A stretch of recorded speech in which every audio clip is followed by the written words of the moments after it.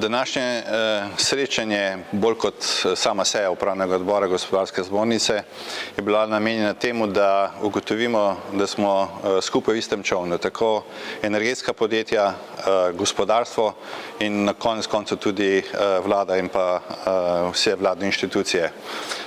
Bolj kot kdajkoli prej je ta povezanost, vzročnost, soodvisnost pomembna. Vse, kar se sprejema v enem sektorju, se reflektira v drugem sektorju. Namreč gospodarstvo danes je v relativno dobri kondiciji, dobrem stanju, vendar ta slika vara. Mnoga podjetja so uspela zaradi velikega globalnega povpraševanja visoke cene energentov spremeniti in jih implementirati v svoje prodajne cene, vendar temu ni tako že danes. Ugotavljamo, da globalno povpraševanje pada, torej bodo tudi končne cene padale. V zadnjem kvartalu pričakujemo, da se bo ta slika še bistveno poslabšala. Zelo negotova in kritična je pa situacija za leto 2023.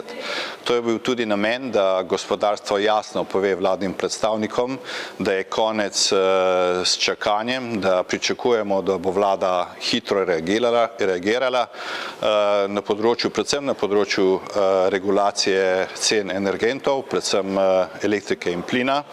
Včeraj smo slišali premierja, da je obljubil, da v drugi polovici avgusta bo sprejet prvi paket ukrepov. Zbornica in gospodarstvo je že svojo shemo pomoči pred časom predlagalo vladi oziroma pristojnemu ministrstvu.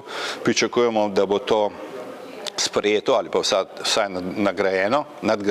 nadgrajeno. V mesecu septembru najkasneje pričakujemo od vlade, da bo za gospodarstvo znani pogoji, s katerimi lahko na področju cen energentov računa in gradi svoje plane za prihodnje obdobje, predvsem za prihodnje leto. Vkolikor tega ne bo, bo seveda velika težava.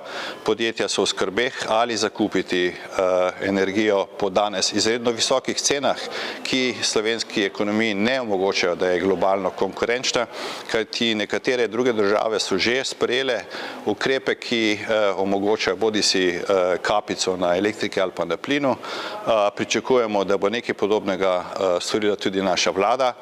In kar se pa tiče prehoda na alternativne vire ali pa zamenjavo energentov, smo pa jasno dali vedeti, da gospodarstvo na tem področju že kar intenzivno pripravlja projekte in da bodo za to potrebna precejšnja finančna sredstva, vendar ta finančna sredstva vsled relativno dobre kondicije deloma gospodarstvo tudi ima in pripravlja, vendar prav tako pomembno, kot so sama finančna sredstva za zeleni prehod in tranzicijo v brezogljično ali pa manj ogljično družbo, je pa potrebna tudi regulativa na področju postopkov, zakonov, ki danes trajajo nenormalno dolgo, kjer danes lahko pravzaprav vsaka še tako neformalna, nepomembna nevladna inštitucija ruši ali pa zadržuje sprejetje tega in danes ni več časa za to, da bi imeli dolge procedure.